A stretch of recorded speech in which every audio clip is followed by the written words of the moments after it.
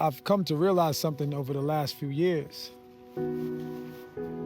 It's that one of the biggest challenges in relationships, especially marriage, is emotional management. It's not just about communication, it's about regulation.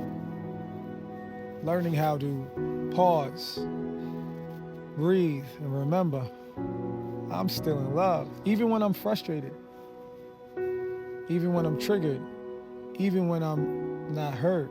When emotions run high, it's easy to forget that the person across from you isn't your enemy. They're your partner. But when you don't have emotional regulation, love starts to feel like a threat. And when trust is shaky, you don't feel safe.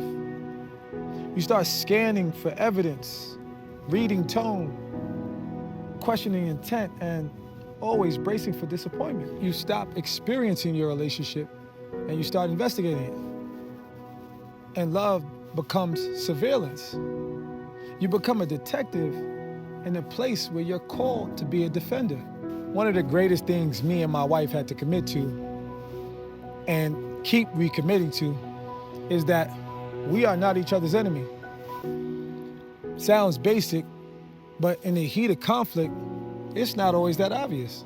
We had to stop reacting and start remembering. Remembering why we chose each other.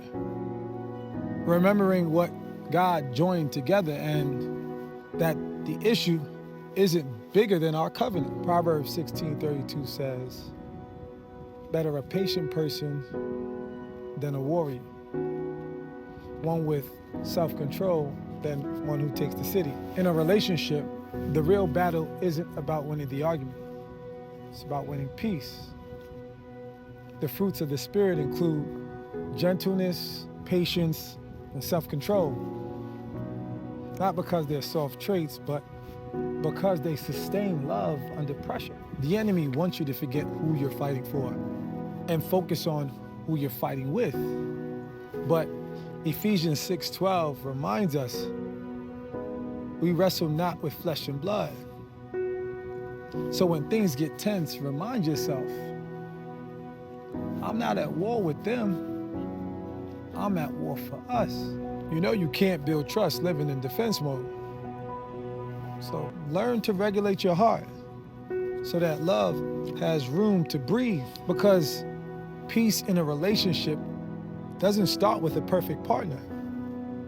It starts with a steady spirit, and that only God can give.